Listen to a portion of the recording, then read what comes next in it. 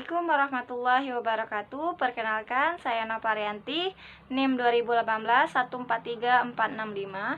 Di sini saya akan membahas mengenai muatan lokal yang ada di daerah saya sendiri, yaitu Kota Palembang. Nah, salah satu muatan lokal yang ada di Kota Palembang yaitu Songket Tenun Palembang. Mengapa Songket Tenun Palembang ini perlu diperkenalkan kepada anak zaman sekarang? Karena Songket Tenun ini merupakan salah satu kebudayaan yang perlu dilestarikan untuk generasi berikutnya. Perlu diketahui bahwa anak muda zaman sekarang lebih mengenal kebudayaan barat dibandingkan kebudayaan mereka sendiri. Oleh karena itu, hal ini menyebabkan pengrajin menjadi gelisah atau menjadi takut, karena takut Songket Tenun ini menjadi tertinggal jika nanti tidak dilestarikan oleh generasi-generasi berikutnya.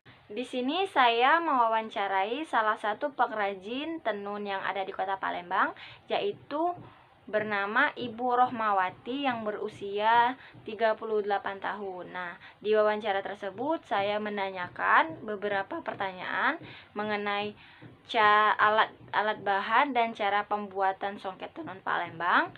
Yang kedua yaitu macam-macam songket tenun Palembang, dan yang ketiga yaitu manfaat bagi pengrajin tenun tersebut. Nah, sesuai dengan isi wawancara saya, di sini saya akan menjelaskan mengenai alat bahan dan cara pembuatan songket tenun Palembang. Yang kedua yaitu macam-macam songket tenun Palembang, dan yang ketiga yaitu manfaat bagi pengrajin, manfaat bagi masyarakat, dan manfaat bagi si penulis makalah tersebut. Baiklah, yang pertama saya akan menjelaskan mengenai alat, bahan, dan cara pembuatan songket tenun Palembang. Alat dan bahan yang digunakan yaitu dayan. Nah, dayan ini alat yang digunakan dalam pembuatan songket tenun Palembang. Yang kedua yaitu benang-benang, berbagai macam benang. Ada benang sutra alam atau benang emas, ada benang krista berlian, ada benang limar, dan ada benang merah. Nah, kemudian cara pembuatan songket tenun Palembang ini terbagi menjadi 4 bagian. Yang pertama yaitu mengaitkan dan mengambil sejumput kain tenun. Yang kedua yaitu menyelipkan benang emas. Yang ketiga yaitu menenun, dan yang keempat yaitu penyempurnaan. Nah, dalam pembuatan songket tenun Palembang ini dibutuhkan waktu paling cepat yaitu 1 bulan, dan paling lama yaitu 2 bulan. Yang kedua yaitu saya akan membahas jenis-jenis motif songket tenun Palembang. Nah, di sini ada 6 jenis motif songket tenun Palembang. Yang pertama yaitu songket lepus. Nah, di sini merupakan contoh-contoh songket lepus. Nah, Ibu Rohmawati ini hanya mempunyai berbagai macam contoh motif songket lepus aja. Yang kedua yaitu songket tabur, yang ketiga itu songket bunga, yang keempat itu songket limar, yang kelima itu songket tretes, dan yang keenam itu songket rumpak.